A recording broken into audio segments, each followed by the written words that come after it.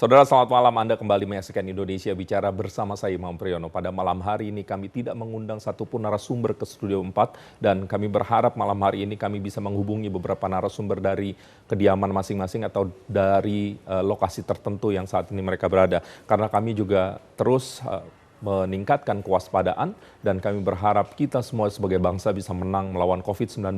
Karenanya topik Indonesia Bicara masih mengenai Indonesia melawan COVID-19. Hari ini kita saksikan bersama sejumlah kebijakan terus ditingkatkan oleh pemerintah pusat maupun pemerintah daerah dan kami ingin melihat secara dekat apa-apa saja yang sudah dan bisa diimplementasikan.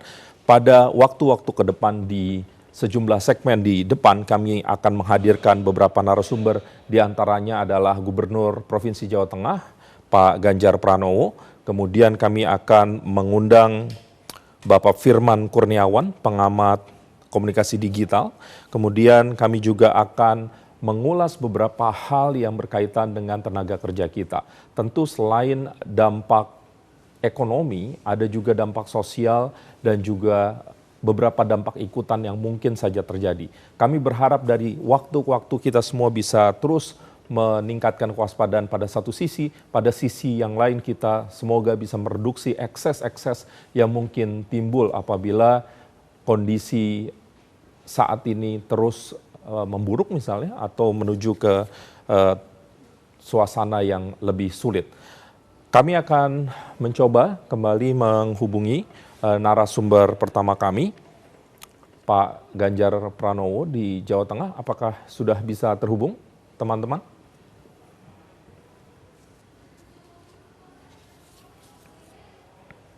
Baik, sebelum kita menghubungi Pak Ganjar Pranowo di Jawa Tengah, kami punya statement atau pernyataan terbaru dari Presiden Joko Widodo yang dikeluarkan pada hari ini. Mari kita ikuti selengkapnya.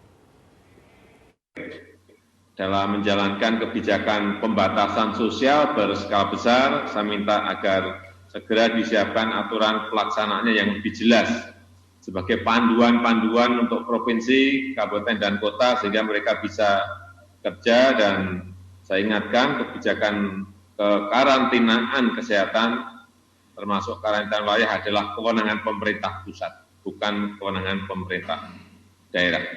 Saya rasa itu yang bisa saya sampaikan. Saya berharap seluruh menteri memastikan bahwa pemerintah pusat, pemerintah daerah harus memiliki visi yang sama, harus satu visi, memiliki kebijakan yang sama, semuanya harus dikalkulasi, semuanya harus dihitung, baik dari dampak kesehatan maupun dampak sosial ekonomi yang ada.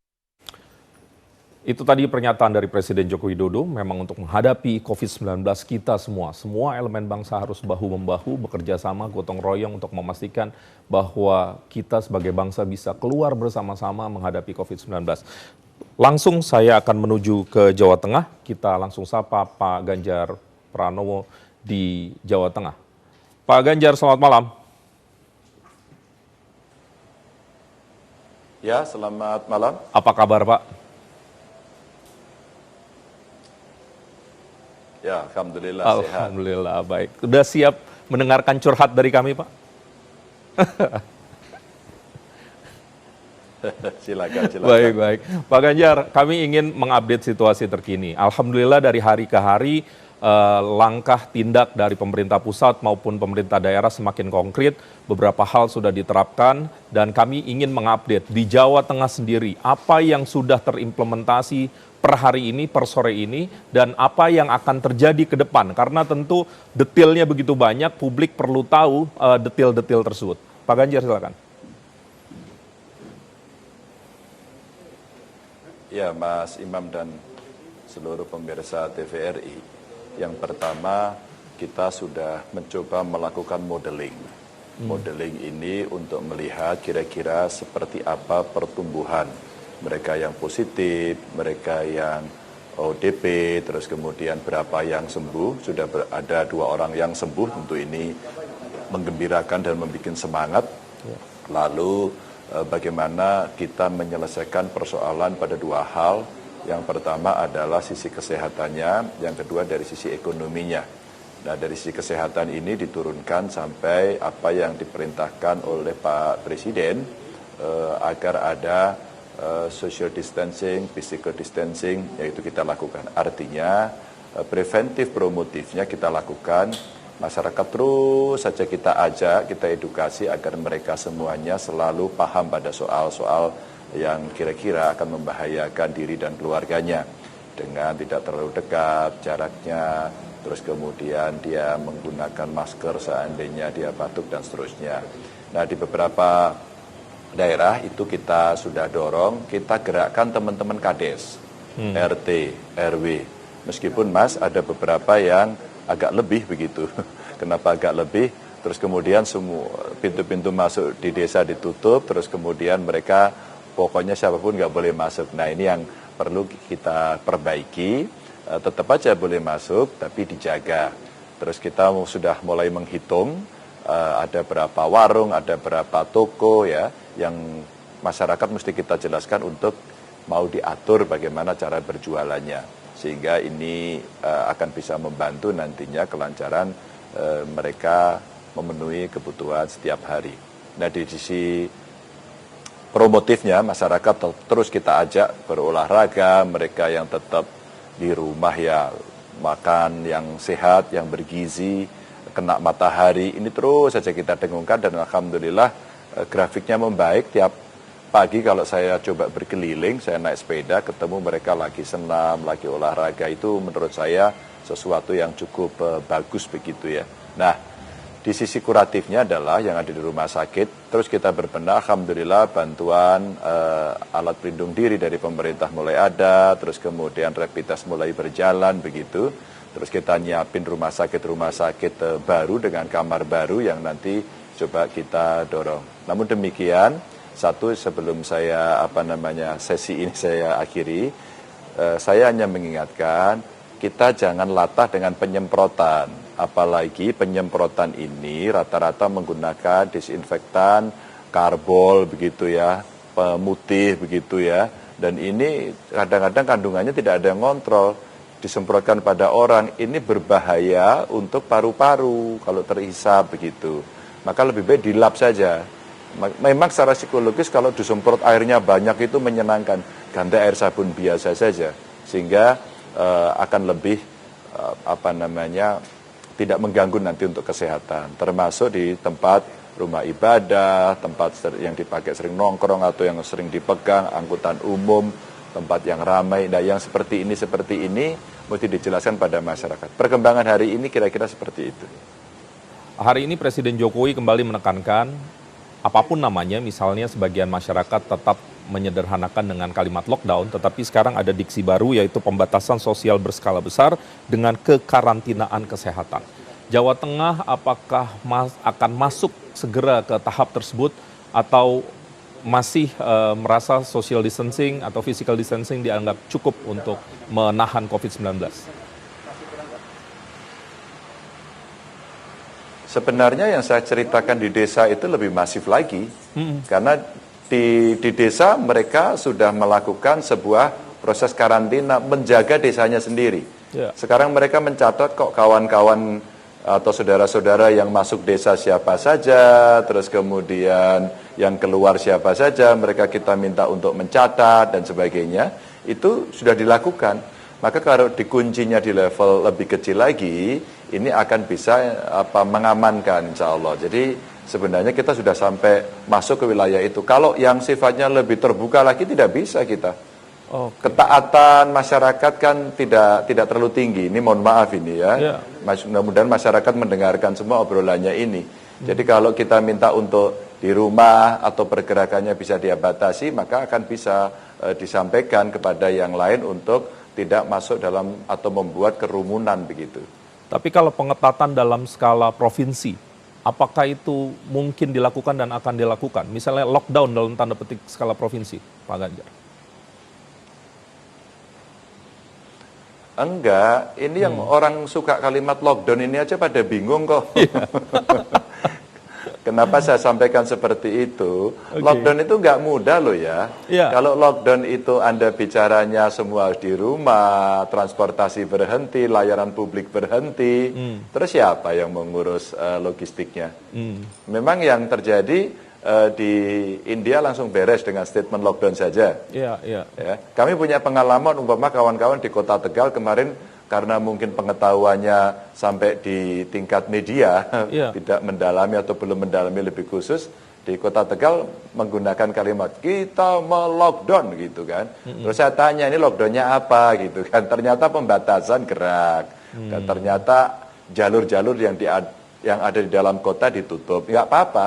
Tapi mesti dipertimbangkan, Pak Presiden mengarahkan pada kita, pertimbangkan faktor ekonomi, ya kan, pertimbangkan faktor produksi yang mesti tetap berjalan. Pabrik-pabrik izin kok ke saya, Pak Ganjar saya nggak bisa bayar karyawan kalau kemudian kami nggak bekerja. Oke, sekarang begini ya, coba diatur. Kalau kalian beramai-ramai, masuknya harus berjarak. Anda bisa atur nggak? Gitu, sehingga ada tempat semacam antri. Memang harus perilakunya berubah semuanya.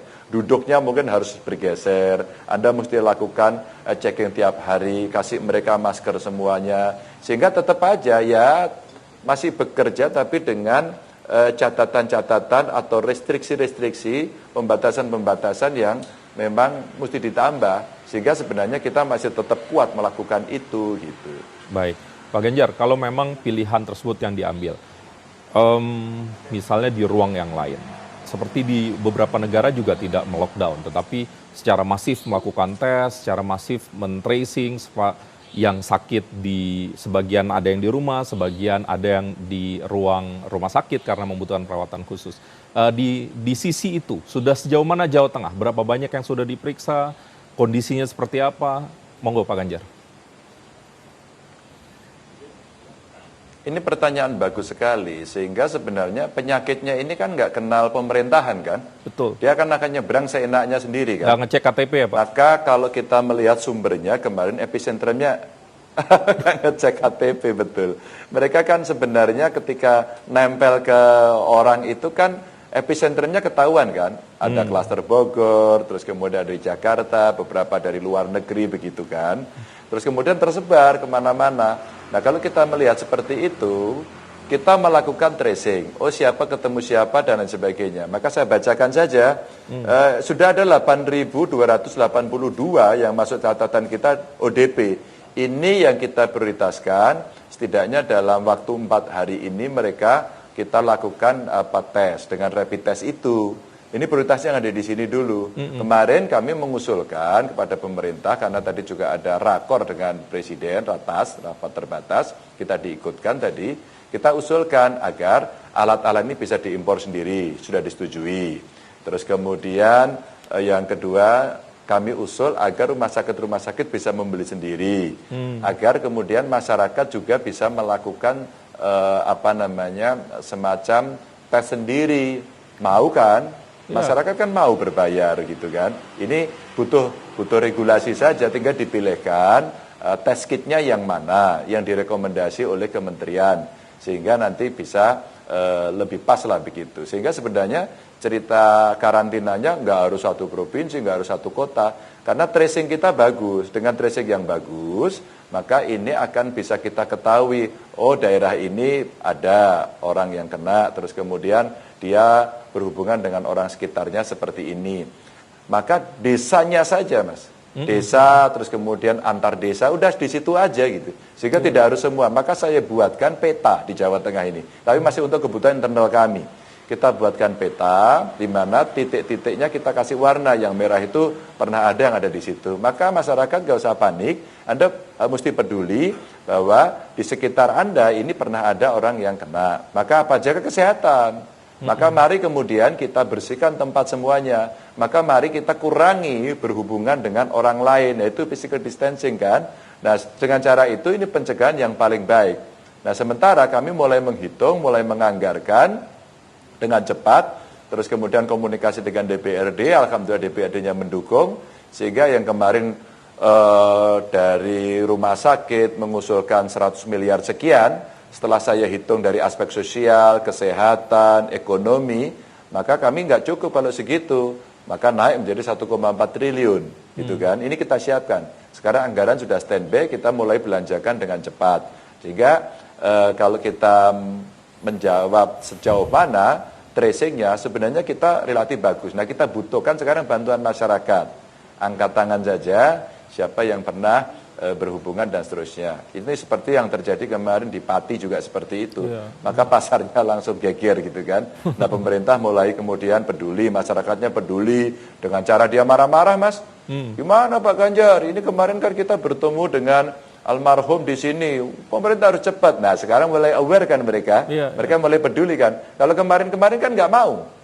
Ayo jangan berkumpul, nggak mau. Tenang aja Pak, nggak apa-apa. Nah kan sekarang kamu bingung kan gitu. Nah ini kita sampaikan. Termasuk yang saya angkat di IG saya, 2 orang yang sembuh umpama, kita sampaikan, kita ceritakan, kita mesti optimis bisa sembuh. Karena apa? Karena orangnya juga mau bekerja sama begitu. Oke, Pak Ganjar terakhir, tentu dengan kondisi sekarang salah satu yang paling berat di masyarakat ekonomi Pak Ganjar.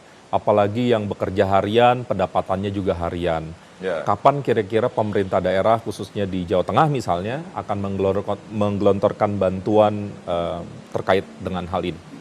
Monggo Pak. Nah ini ada beberapa cara ya. Yang pertama mereka yang sudah aman, sudah didaftar oleh Kemensos, masuk dapat jaminan. Ini yang kemiskinan mereka yang desil 1, desil 2. Udah. Sekarang kita dorong desil 3, desil 4, termasuk yang, mohon maaf kalau saya pakai istilah baru, kemiskinan baru lah. Istilah baru dalam arti mungkin karena kemarin habis bekerja, dia harian, terus kemudian dia pulang sehingga tidak bekerja lagi. Kami minta bantuan teman-teman Kades lagi, karena Kades itu kan biasanya paling dekat dengan warga ya. Betul. Mereka kita minta untuk dicatat satu persatu, agar nanti tidak overlap. Kan kawan-kawan bupati juga memberikan bantuan. Pemerintah Kota Semarang sudah melakukan kok Pak Wali Kotanya. Kemarin saya juga bicara sama Bupati Wonogiri umpama menyiapkan. Dan kita di WA grup kita secara internal dengan Bupati Wali Kota menyiapkan berapa indeksnya dan sebagainya. Tapi kalau itu semua dari pemerintah nggak akan cukup.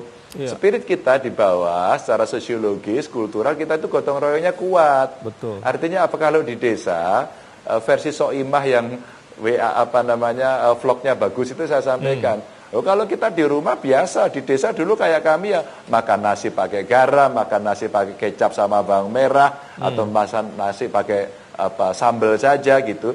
Itu bahasa yang kita itu punya survival of the fittest. Kita itu punya semangat yang luar biasa. Tetangga tidak pernah mendiamkan. Maka ini mesti dibangun. Sehingga kalau mereka ada di desa, RT, PKK, RW, terus kemudian Dasawisma ini bisa membantu. Sehingga mereka gizinya dicukupin. Kalau tetangga kita nggak punya makan kan kita suka nganterin ya. Ini kekuatan yang semua tidak bisa dikapitalisasi hanya kemudian menggunakan duit negara. Negara nggak akan cukup. Filantropis, para filantrop sudah menyampaikan bantuan. CSR menyampaikan. Dan sekarang mulai actionnya sudah berjalan, umpama kawan-kawan ojol yang dapat duitnya juga harian. Sekarang mulai ini kita kasih. Beberapa yang kelompok rentan sudah kita sampaikan. Masyarakat sudah memberikan. Sebenarnya itu juga jangan semua masuk nanti pada berapa APBD-nya. APBD kita siapkan sih. Tapi kemudian kalau itu nanti nggak cukup, kita mesti berbagi. Nah kita mengajak semuanya. Baik. Ini kita butuh perasaan, ada kemanusiaan yang adil dan beradab, ada persatuan Indonesia mesti kita ada. Yuk kita berbagi, yang punya rezeki jangan disimpan. Inilah momentum yang baik kita saling tolong-menolong. Gubernur Jawa Tengah, Mas Ganjar Pranowo, terima kasih. Jaga kesehatan, tetap semangat. Mata Anda mulai menghitam, tampak lelah. Semoga sehat-sehat Mas Ganjar. Sukses untuk Jawa Tengah. Selamat malam Mas. Terima kasih. Selamat malam. Baik. Kami akan segera kembali setelah jeda berikut ini. Setelah ini kita akan bicara bagaimana kita mengatasi pemberitaan khususnya di dunia digital. Karena COVID-19 sudah cukup menakutkan, tetapi kalau dunia digital gaduh, jangan-jangan lebih menakutkan lagi. Setelah jeda berikut ini.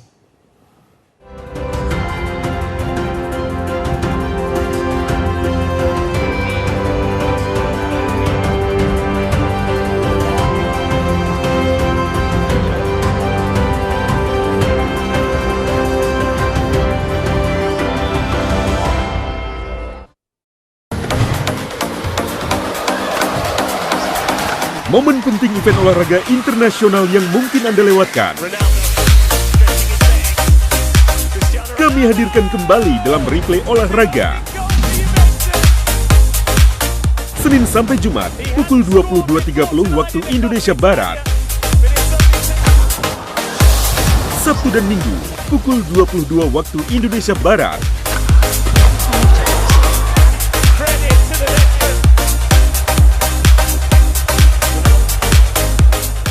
TVRI, media pemersatu bangsa.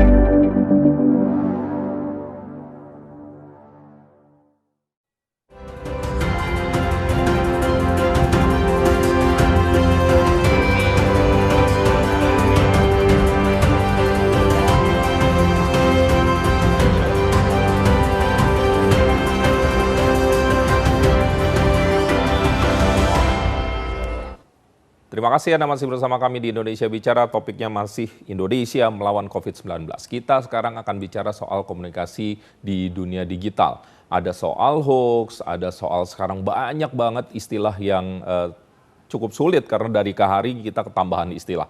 Bagaimana kita bisa mengurai soal-soal ini, kami nanti akan hadirkan narasumber, tetapi sebelum kita hadirkan narasumber, kami punya beberapa grafis untuk Anda. Mari kita ikuti.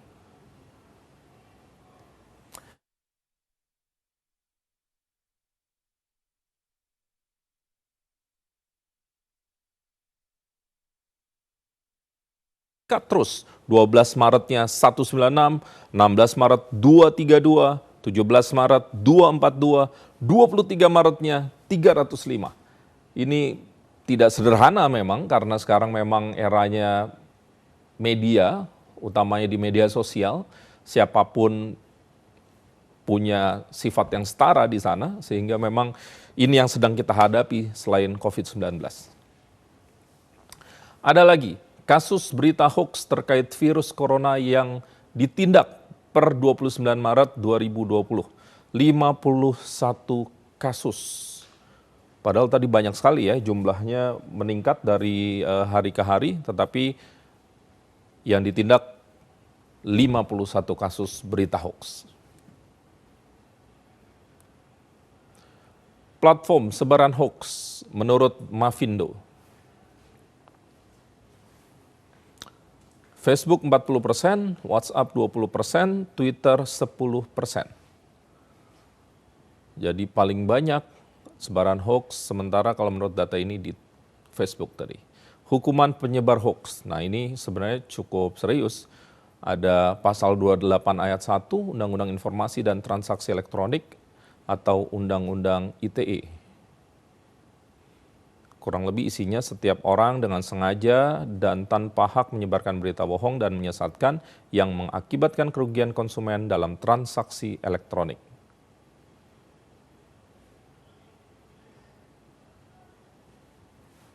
Ada satu lagi.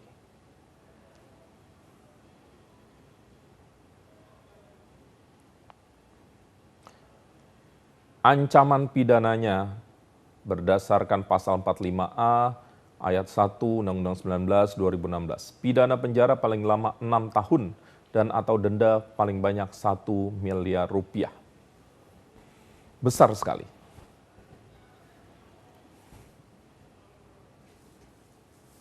Dan ini adalah situs pemerintah yang bisa kita manfaatkan. Ada www.covid19go.id, kemudian ada layanan WhatsApp, ada nomornya, kemudian yang terakhir pedulilindungi.id.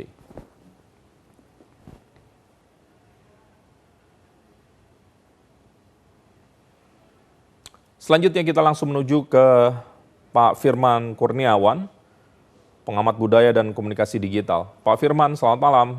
Selamat malam, Mas Imam. Apa kabar, Pak? Alhamdulillah kabar baik. Pak Firman, bagaimana kabar? Iya, alhamdulillah baik. Baik. Semua kegiatan berpusat di rumah. Pak Firman, kita lagi bicara soal hoax. Walaupun nanti kita juga bicara selain hoax, kita juga menghadapi hal-hal yang rumit. Misalnya sekarang setiap hari istilah tuh bertambah banyak begitu ya. PDP dan seterusnya gitu. ODP hari ini nambah lagi tuh soal karantina dan seterusnya. Kita ngobrol soal ini satu-satu. Soal hoax dulu. Apa pandangan Pak Firman? Karena meningkat dari hari ke hari, Pak. Sejak semula virus ini menyebar di China, itu sudah menciptakan kegemparan. Jadi magnitudenya begitu besar, jumlah persebarannya begitu cepat, jumlah yang meninggal juga banyak dalam waktu yang begitu ringkas, itu membuat orang menjadi khawatir. Nah, untuk mengatasi kekhawatiran itu perlu adanya informasi. Sehingga kalau kita lihat di masa ketidakpastian ini, informasi itu sangat dibutuhkan. Dan ketika kebutuhan informasi tidak seimbang dengan yang tersedia, informasi apa saja akan dikonsumsi oleh publik, termasuk yang sifatnya hoax, termasuk yang sifatnya disinformasi dan sebagainya. Yang penting publik itu harus memperoleh yang namanya keseimbangan informasi. Apa yang harus saya lakukan? Bagaimana nasib saya selanjutnya dan bagaimana supaya saya tidak tertular dan sebagainya. Nah, di situ kemudian diisi oleh produsen hoax yang mereka semuanya sebetulnya mempunyai ada motif ekonomi, ada motif sosial, ada motif politik, semuanya bercampur menjadi satu. Bagaimana meredakannya, Pak Firman? Nah, yang harus tidak ada adalah kekosongan informasi. Otoritas-otoritas yang bertanggung jawab terhadap informasi harus mengisi informasi yang dibutuhkan oleh publik. Jadi selain misalnya pemerintah memproduksi informasi yang cukup lengkap, tapi juga harus dipahami oleh publik.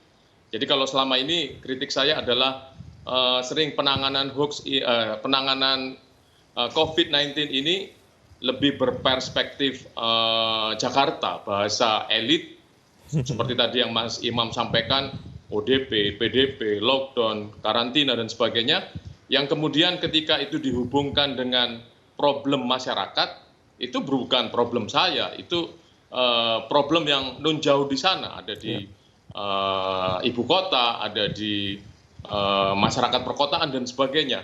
Padahal kalau kita lihat kecepatan menyebarnya virus sudah sampai ke daerah-daerah, sekian banyak provinsi sudah ada pasien yang positifnya.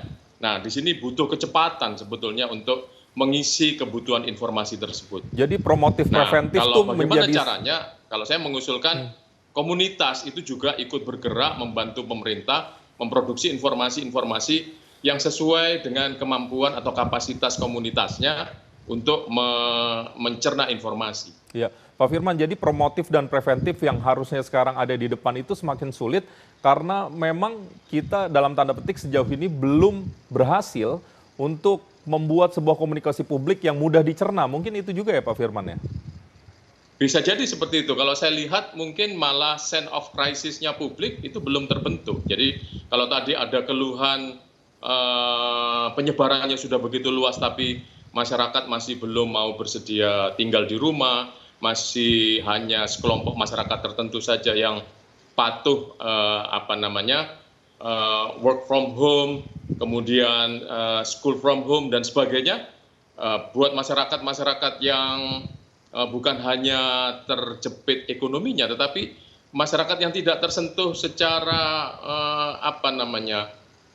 ini bukan problem saya, mereka sehingga tidak merasa perlu harus nggak masuk. Jadi rasanya perlu ada arsitektur komunikasi yang berjenjang, yang bukan hanya tanggung jawab pemerintah saja, tetapi juga komunitas-komunitas ini turut memproduksi informasi yang bisa membuat publik segera masuk ke rumahnya masing-masing, segera mengatur jarak fisik, dan segera menyelesaikan proses penularan. Jadi semakin cepat ini semakin bagus. Pak Firman, ke depan kira-kira apa yang bisa kita lakukan untuk membenahi arsitektur komunikasi publik kita? Karena ini kan mungkin kita coba memahami ya, memang banyak hal-hal yang sifatnya teknis, nomenklatur yang sifatnya sangat birokratis, tetapi pada saat bersamaan informasi harus tersebar secara masif. Kadang-kadang ini kan membuat gamang ya, pihak-pihak atau komunikator-komunikator yang melakukan itu, baik di media sosial maupun secara verbal begitu. Apa yang perlu kita buat Pak untuk membenahi sektor ini Pak? Iya, saya mempunyai pengharapan yang besar dengan media digital. Kita sudah 64% masyarakat kita menggunakan medium digital dan sekitar 35% diantaranya adalah kelompok muda, mereka yang berusia antara 13 sampai 35 tahun. Mereka ini sangat aktif bermedia sosial, aktif mencari dan memproduksi informasi secara digital. Nah, akibat dari masifnya publik menggunakan medium digital ini, kemudian masyarakat kita itu sebetulnya sudah berubah metodologinya atau berubah bentuknya yang disebut sebagai network activity. Gampangnya kalau kita seperti melihat obat nyamuk yang menjalar kalau dibakar. Nah ini obat nyamuk ini terang dari dalam keluar. Jadi yang penting adalah produksi informasi yang jelas dari dalam hal ini otoritas kesehatan misalnya, apa yang harus dilakukan. Misalnya physical distancing, apa terjemahannya. Nah itu kemudian ketika itu diyakini sebagai sesuatu yang betul, akan disebarkan luas, yang jangkanya akan semakin membesar tadi, seperti obat nyamuk yang terbakar keluar. Banyak publik yang menyetujui informasi tersebut, sehingga akan menjadi norma atau menjadi aturan atau kultur baru yang dianut oleh masyarakat. Baik. Nah, jadi keuntungan kita masuk ke era komunikasi digital adalah masyarakatnya itu sebetulnya sudah berubah menjadi masyarakat network society, masyarakat berjejaring. Gampangnya mungkin Mas Imam 2 atau 3 hari ini terpengaruh dengan permainan yang namanya Until Tomorrow. Itu kan sekitar baru 3 hari, tapi kalau kita lihat pengaruhnya begitu besar. Itu kita bisa baca dalam 2 hal. Yang pertama, seperti itulah kecepatan virus itu menyebar. Secepat itulah yang positif bisa menyebar. Kita yang tidak tahu-menahu bisa ketularan. Itu satu hal. Hal yang kedua adalah, itu adalah network society. Ketika informasi dengan isu yang jelas itu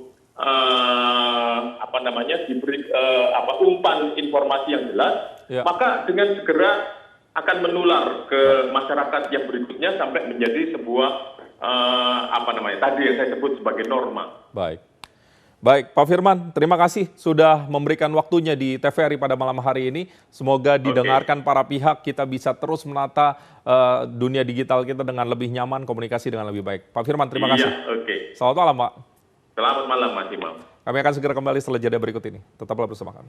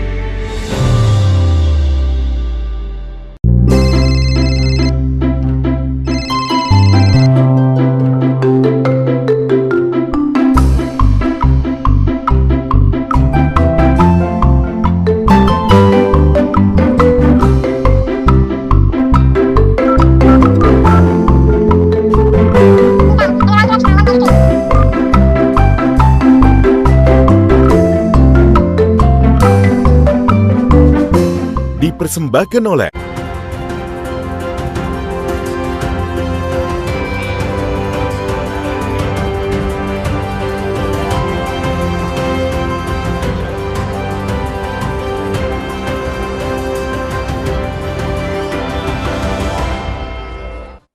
Terima kasih Anda masih bersama kami di Indonesia Bicara, dan berikut kita akan masuk ke suasana yang lain atau topik yang lain. Kita akan membahas bagaimana menjaga atau mengurangi ekses atau dampak yang mungkin terjadi atau diterima oleh teman-teman buruh atau pekerja. Mari kita ikuti sebelumnya grafis berikut ini. Sebabkan darurat, diantaranya adalah PHK pekerja. Yang pertama adalah ketersediaan bahan baku di industri manufaktur yang mulai menipis, kemudian melemahnya rupiah terhadap dolar, menurunnya kunjungan wisatawan ke Indonesia, kemudian anjloknya harga minyak dan indeks saham gabungan.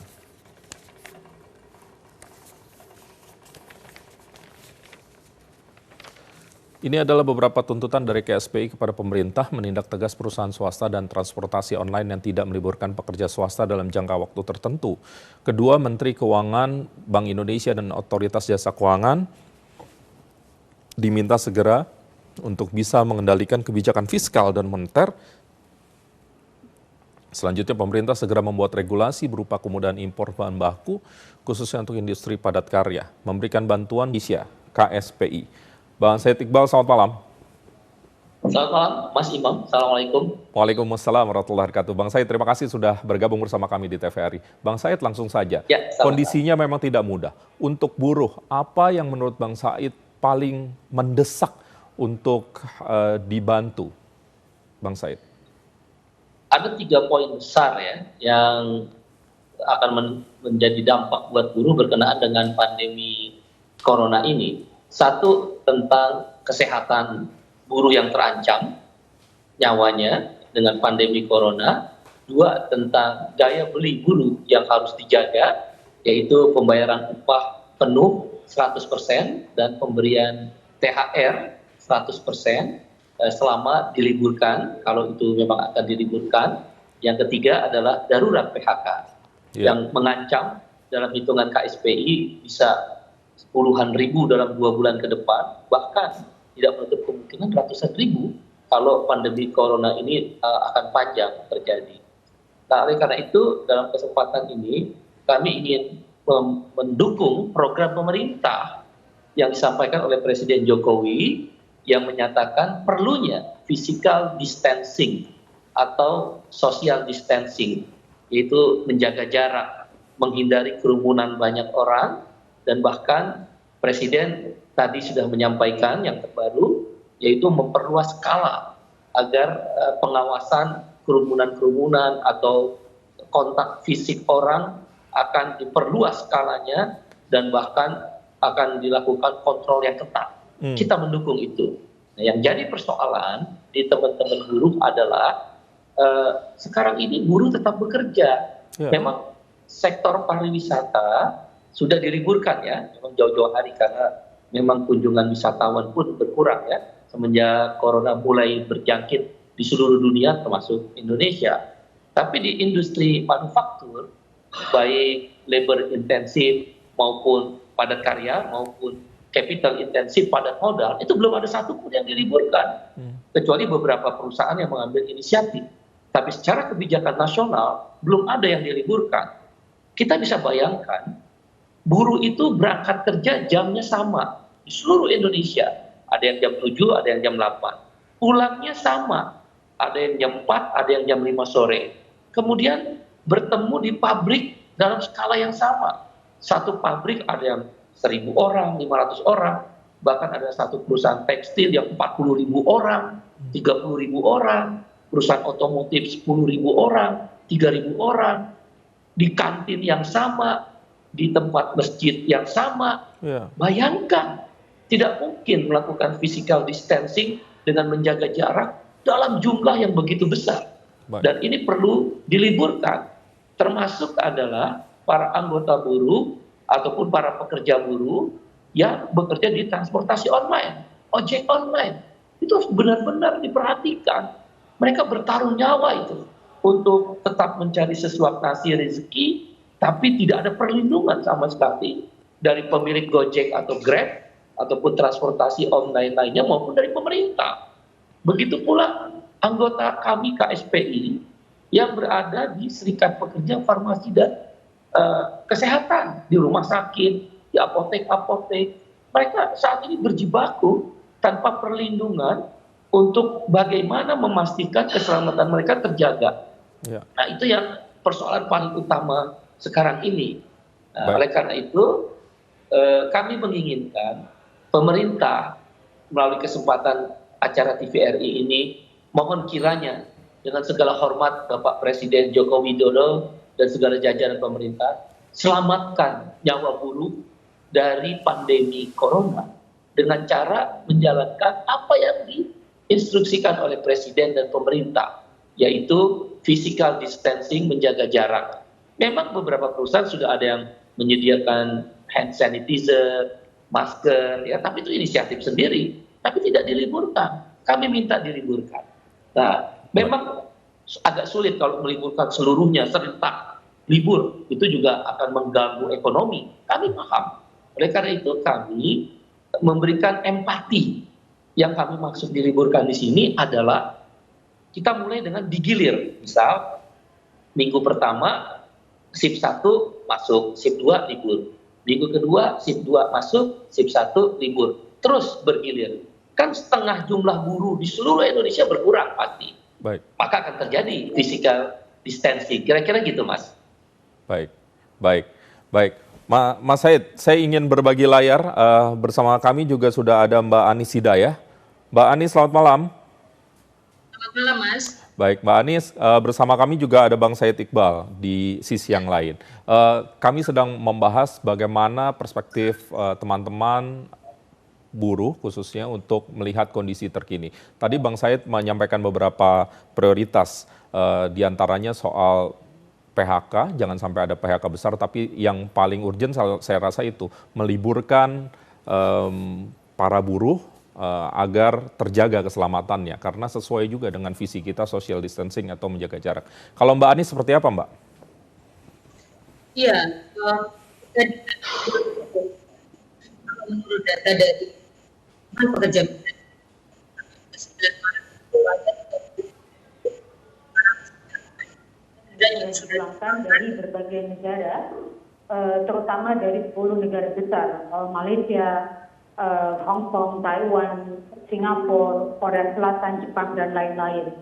Nah, yang perlu diperhatikan oleh pemerintah adalah pertama, bagaimana mekanisme atau protokol di pelabuhan atau bandara, soal pemeriksaan kesehatan, lalu bagaimana kemudian mekanisme atau protokol pemeriksaan kesehatan ketika sampai ke daerah asal mereka masing-masing. Setidaknya ada 34 kota di Indonesia merupakan daerah asal pekerja migran, sehingga perlu memang pemerintah mengkoordinasikan, terutama dalam hal ini adalah Kementerian Ketenagakerjaan dan Badan Nasional Penempatan dan Perlindungan Pekerja Migran kepada daerah-daerah yang merupakan daerah asal yang saat ini mereka menerima pekerja migran kita dari berbagai negara.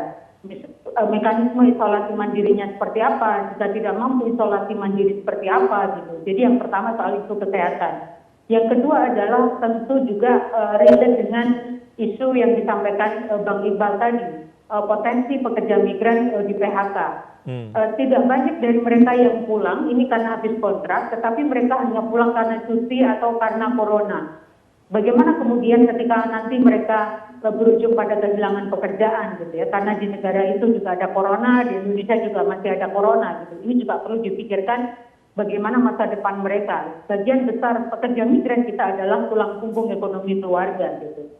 Kemudian yang ketiga adalah teman-teman yang pulang karena break atau cuti sebentar gitu. Ini mekanisme kepulangan kembali ke negara di mana mereka bekerja sebelumnya seperti apa gitu. Ini kan juga perlu dipikirkan.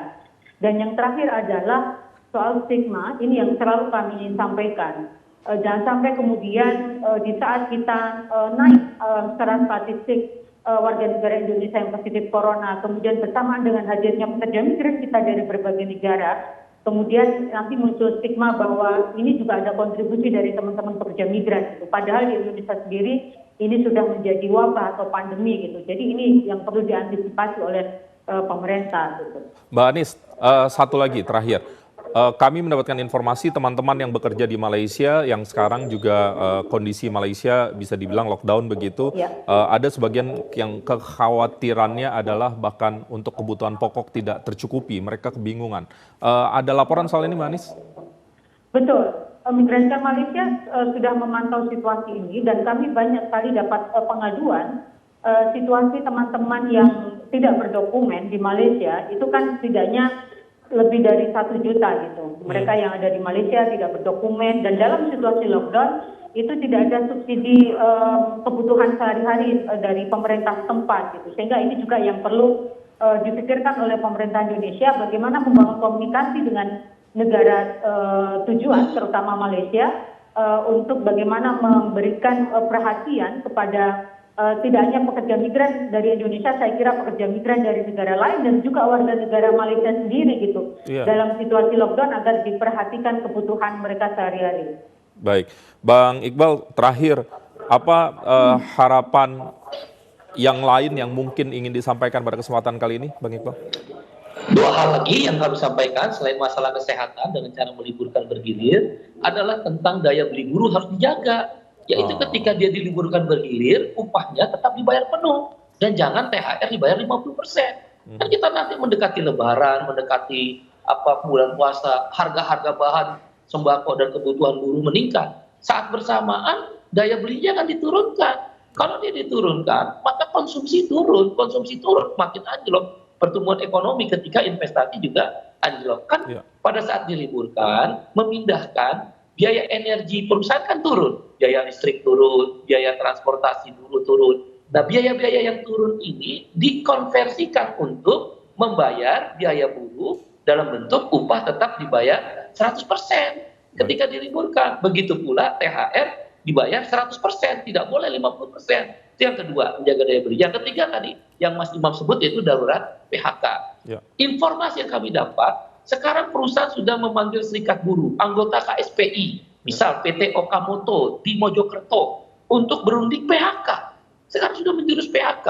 Satu perusahaan baja logam di Sidoarjo pun sekarang sudah dirumahkan dalam proses PHK tanpa dibayar upahnya. 100% tidak dibayar. Begitu pula di Bitung dan juga perusahaan di Bekasi dan Kerawang. Nah, ini akibat dari makin menipisnya daripada bahan baku material yang dibutuhkan oleh perusahaan, kemudian juga anjloknya rupiah terhadap nilai tukar dolar, yang banyak lokal konten kita kan hanya 30%, 40%, banyak barang impor, beli bahan baku impor, dolar naik, rupiah turun, dan jual barang dalam rupiah, pasti itu rugi perusahaan. Kemudian anjloknya harga minyak, BBM dan gas industri, dan yang terakhir adalah kita menginginkan agar darurat PHK ini diharapkan perusahaan mengambil langkah-langkah menurunkan harga gas, menurunkan harga BBM, membuat regulasi impor yang lebih mudah, dan sekali lagi kami mengatakan bayar upah buruh tetap 100% dan THR 100%. Di tengah pandemi kami siap bersama pemerintah untuk memeranginya. Demikian, Mas. Bang Said, terima kasih. Mohon maaf waktunya terbatas. Mbak Anies, terima kasih. Semoga aspirasi tadi juga didengarkan para pihak yang menyaksikan malam hari ini. Terima kasih sekali lagi, Mas Said dan Mbak Anies. Selamat malam. Terima kasih, Mas Imam. Selamat malam. Kami akan segera kembali setelah jeda berikut ini. Tetaplah bersama kami.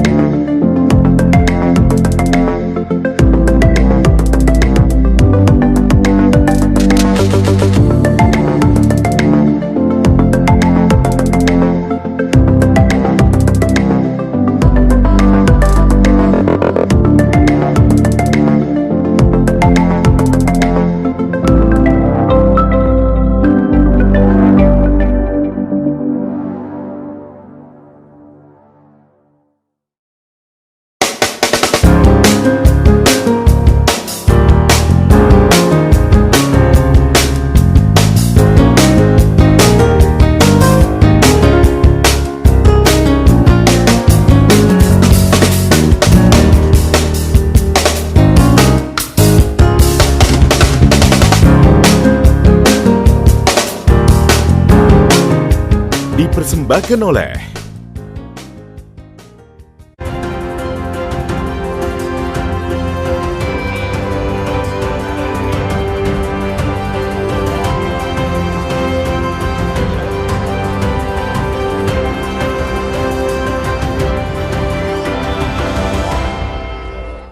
Terima kasih Anda masih bersama kami di Indonesia Bicara. Dan selanjutnya kami akan sedikit mengulas soal kebutuhan pokok. Di satu sisi stoknya cukup itu sangat penting, tetapi di sisi lain pemerataan harga itu juga menjadi soal yang harus terus kita jaga. Mari kita ikuti grafis berikut ini.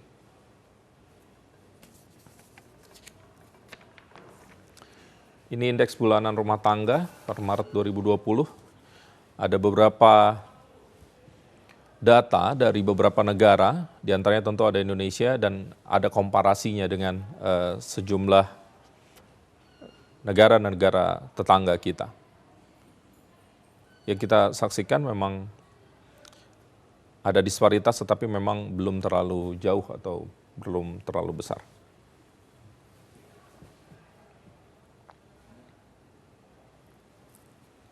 Baik, selanjutnya kami telah terhubung dengan Pak Maulana, mitra senior dari CIPS Indonesia. Langsung kami sapa, Mas Maulana, selamat malam. Selamat malam. Baik, Mas Maulana, tentu di suasana saat ini salah satu yang bikin deg-degan kadang-kadang adalah soal kebutuhan kita sehari-hari. Soal stok dan pada sisi lain soal ketersediaan, di sisi lainnya soal harga. Karena harga merangkak naik, di depan juga ada mungkin efek psikologis dari masuk ke bulan suci Ramadan. Tanggapan Mas Maulana soal ini, silakan.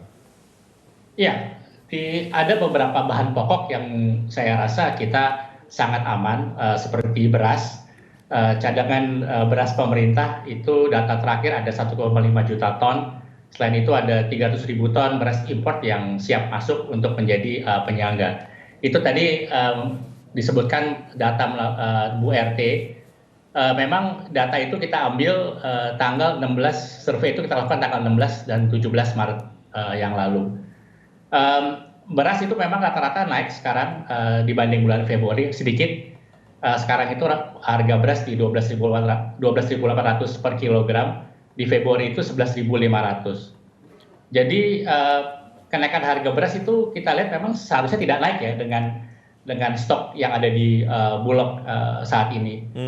Mungkin ada hal-hal lain yang menjadikan harga beras naik. Faktor psikologis. Tapi iya betul, psikologi. Tapi saya lihat beras sih saya yakin kita aman ya, insya Allah ya. Tapi seperti bawang putih itu udah ada kenaikan yang sangat tajam ya. Sekarang itu harga bawang putih di sekitar 74.600, sedangkan di Februari itu 49.000. Ayam juga merangkak naik, yang tadinya di sekitar 34.200. Di pertengahan bulan Maret ini sudah berada di 41.300. Telur ayam juga datanya juga seperti itu. Baik, ke depan Mas, kita akan segera memasuki bulan suci Ramadan. Tidak dalam kondisi menghadapi COVID-19 saja, biasanya harga cenderung terkerek naik. Apa yang perlu diperhatikan oleh para pemangku kebijakan, baik di daerah maupun pemerintah pusat? Karena ini sektornya kan lumayan luas. Betul.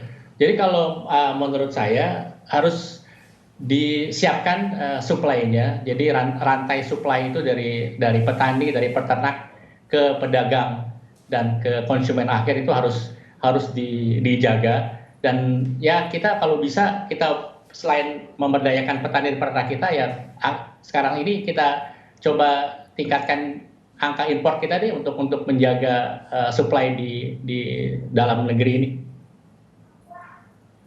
Baik. Jadi kita jangan ragu-ragu untuk meningkatkan impor menurut saya. Karena kalau kita lihat dari sisi lain, data ekspor perikanan kita naik dalam sebulan terakhir. Memang ada kenaikan permintaan dari luar negeri karena mungkin ya karena isu COVID-19 ini. Baik, jangan ragu impor, kemudian jaga stok, pastikan kebutuhan dalam negeri. Mungkin itu yang menjadi resep kita ke depan ya, Mas. Betul, betul. Baik, Mas Maulana, terima kasih sudah memberikan keterangan singkatnya di TVRI pada malam hari ini. M. Maulana, Mitra Senior Chips Indonesia. Terima kasih sekali lagi, Mas. Selamat malam. Terima kasih. Baik, itu tadi Indonesia Bicara. Kami berharap seluruh informasi yang kami sajikan beberapa waktu belakangan bisa bermanfaat untuk Anda. Kita berharap yang terbaik untuk Indonesia. Kita perbaiki langkah dari hari ke hari. Kita pasti berhasil, insya Allah. Saya Imam Priyono, selamat malam, sampai jumpa.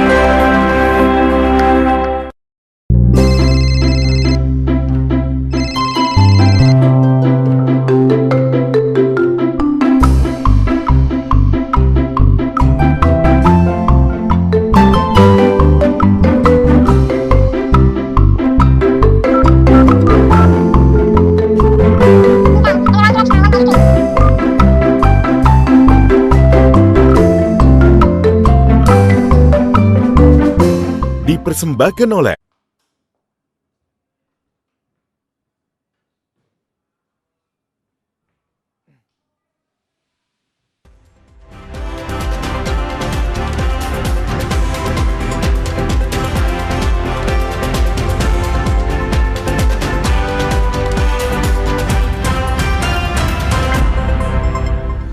Selamat malam, inilah info terkini pukul 20 waktu Indonesia Barat. Saudara, 94 orang pasien positif COVID-19 dirawat di Rumah Sakit Darurat Wisma Atlet Kemayoran, Jakarta Pusat. Dan total pasien yang dirawat hingga hari ini mencapai 400.